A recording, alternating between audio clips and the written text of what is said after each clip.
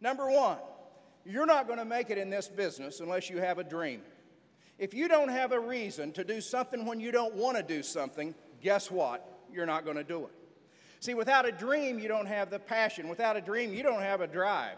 And I'll guarantee you, without a dream, you don't have direction. A young entrepreneur, they asked him, they said, man, you're so successful. How did you become successful? He said, I'd go to bed with a dream. I would then dream on the dream, and I'd wake up the next morning dreaming what I dreamed about last night. That was our 28th president, Woodrow Wilson.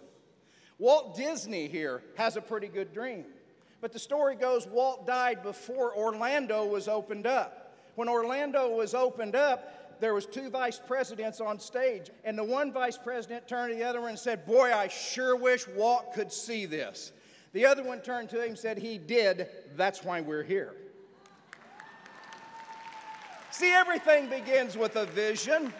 The second thing that we can take to the bank, no one can perform beyond the way they see themselves. Confidence is the key. But what is our battle? Our battle is belief transfer, making sure people believe they have the capacity to achieve. Number 3, and finally, you have to believe in the vehicle will take you all the way. Now, in the reverse, when we've seen people fail, number 1, especially those that are in a leadership capacity, they give up trust in the vehicle.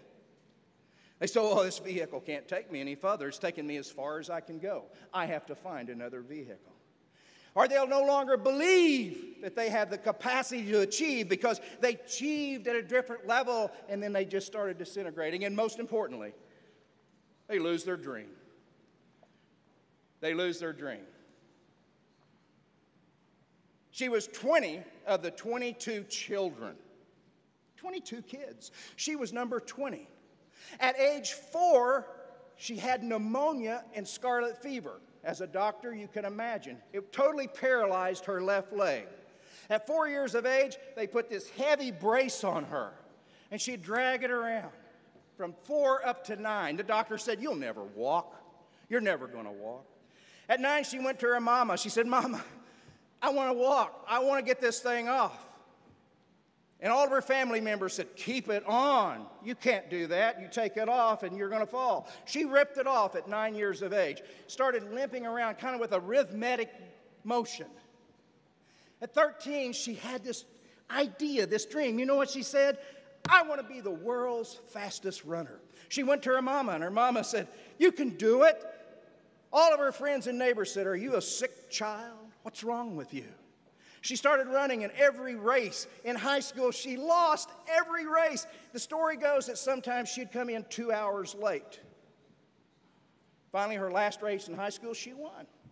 She went on to Tennessee State University because she's from the hills of Tennessee. She found a coach there named Ed Temple. She turned to the coach, said, Coach, I want to be the world's fastest runner. And he looked at her and he says, you can do it. She started. She qualified for the U.S. Olympics. She ran against the fastest woman in the world at that time, a German lady named Etta Hines. She met her in the 100 race. She beat her. She ran in the 200. She beat her. This is the world's fastest woman. It was going into the relay, and she was the one that had the position number 3. She grabbed the baton. She was running. When she reached for the baton, she dropped it. She dropped it, and Etta, the number 1 runner in the world, took off ahead of her. She grabbed the baton. She ran as hard as she could run and got side by side with Etta, looked over and barely beat her, and ended up with 3 gold medals. Wilma Rudolph from Tennessee that had a dream. Everything begins with a dream. Not only have a dream, but give that dream away. That's our responsibility.